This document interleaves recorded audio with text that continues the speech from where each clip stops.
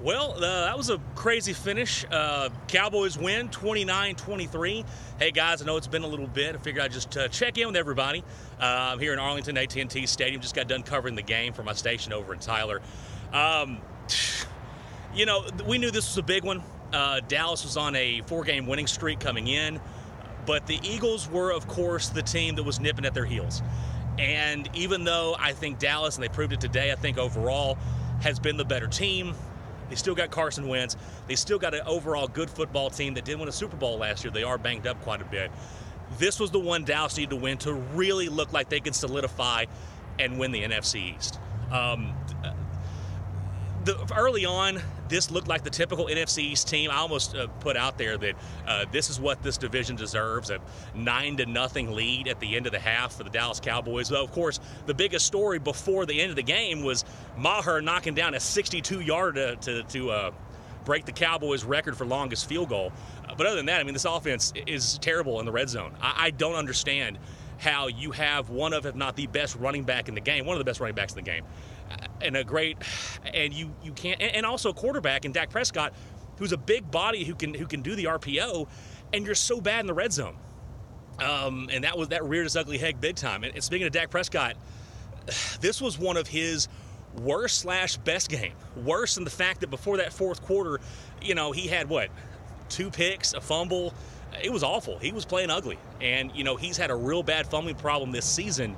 And it happened again today, and it almost bit us. But the Cowboys' defense, with Van Der Esch and Jalen Smith and DeMarcus Lawrence and Tyron Crawford and all those guys, they really came to play once again. And that's the reason for this winning streak has been the Dallas defense. The offense has made big plays when they've needed to, but they're not consistent enough to really focus on and really count on the whole time. They were today late in the game, and that was crazy. And of course, that comes to Amari Cooper. I will admit that I was one of the guys when Dallas first traded that first-round pick to the Amari Cooper. I was worried about it. I thought about the Roy Williams trade.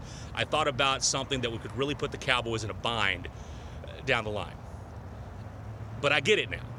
The thought process was Dallas is already going to take a wide receiver in the first round anyways. Are there any wideouts right now in the first round coming out of college that are better than our Amari Cooper? The Cowboys thought not, and so far it has paid off better than I ever thought he could. I knew he would open up the offense a little bit. I didn't know he would be able to go back to being the kind of playmaker that he was when he first started his career.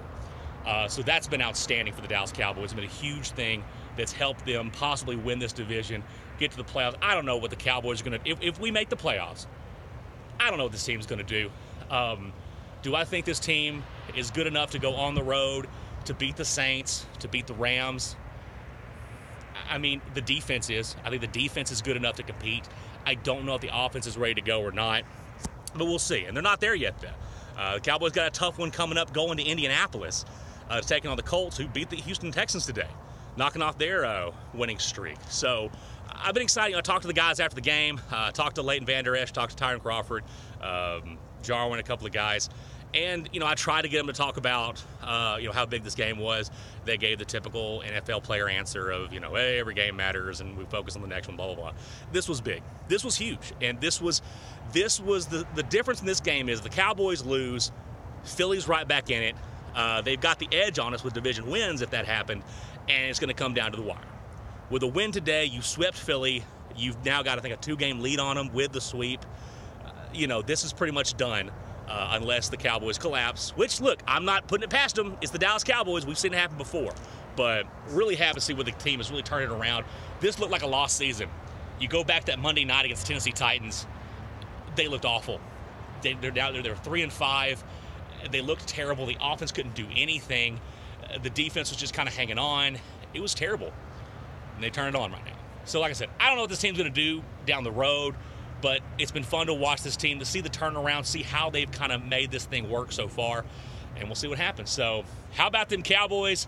They are now 8-6, division leaders, hoping to be division winners soon, and we'll see where it goes from that. But good to see you guys again, and goodbye from here at AT&T Stadium in Arlington. See you guys later.